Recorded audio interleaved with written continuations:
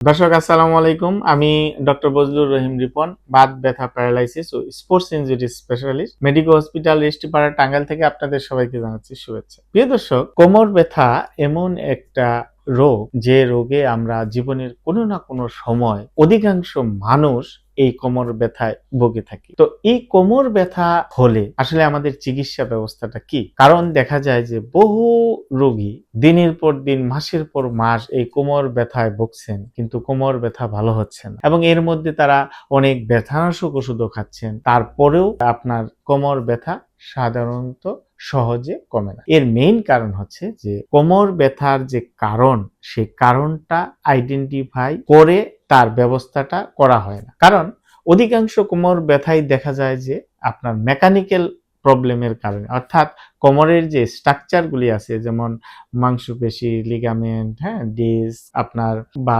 Joint, এগুলির সমস্যার কারণেই সাধারণত কোমর ব্যথা বেশি হয়ে থাকে। সুতরাং আমরা যদি স্পেসিফিক সমস্যাটা আইডেন্টিফাই না করে শুধুমাত্র ব্যথানাশক ওষুধ খাই, তাহলে কিন্তু কোমর ব্যথা সহজে ভালো হতে চায় না। আরেকটি গুরুত্বপূর্ণ বিষয় হচ্ছে যে এই কোমর ব্যথার সাথে আমাদের জীবনযাপনের একটা গভীর এবং নিবিড় সম্পর্ক রয়েছে। এই যে আমরা চলাফেরা করি, উঠি, বসি, কাজ করি বা সামনে ঝুঁকে জিনিসপত্র উত্তোলন করি, এই যে ভুল ভঙ্গিমার মাধ্যমে আমরা যে কাজগুলা করি, সে কারণে আমাদের কোমর ব্যথা সহজে ভালো হতে চায় না। সুতরাং প্রিয় দর্শক, এই কোমর ব্যথাকে যদি আপনি ভালো করতে চান, তাহলে যেটি করা প্রয়োজন, প্রথমত হচ্ছে আপনার কোমর ব্যথার আসল কারণটাকে আইডেন্টিফাই করতে হবে। তারপর সেই কারণটাকে যদি আমরা সংশোধন করতে পারি বা কারেকশন করতে পারি, তাহলে কিন্তু সহজেই কোমর ব্যথা ভালো হওয়া সম্ভব।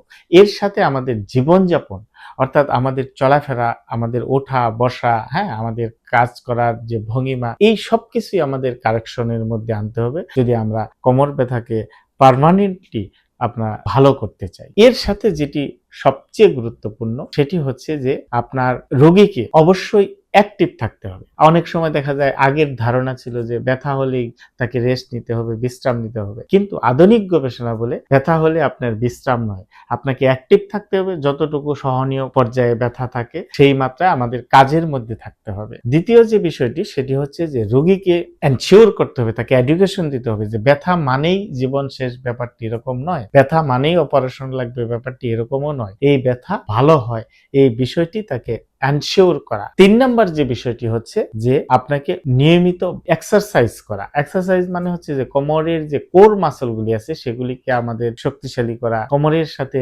আপনার হিপ মাসল যেগুলি আছে সেগুলিকে শক্তিশালী করা, সেগুলিকে আপনার নমনীয় করা বা ফ্লেক্সিবল করা। এই ধরনের যে এক্সারসাইজগুলি আছে, অবশ্যই একজন বিশেষজ্ঞ ফিজিওথেরাপি চিকিৎসকের পরামর্শ নিয়ে সেটি করলে সবচেয়ে উত্তম।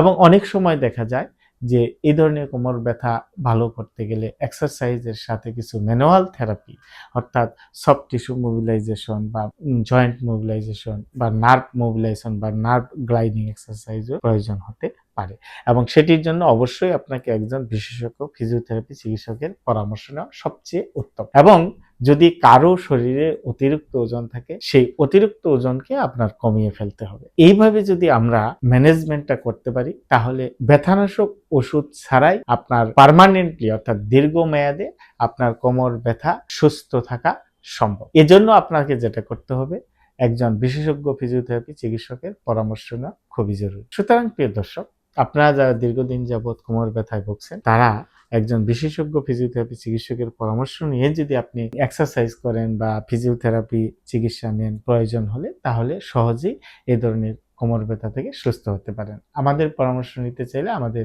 স্ক্রিনে দেওয়া নাম্বারে যোগাযোগ করতে পারেন। ধন্যবাদ। আসসালামু আলাইকুম।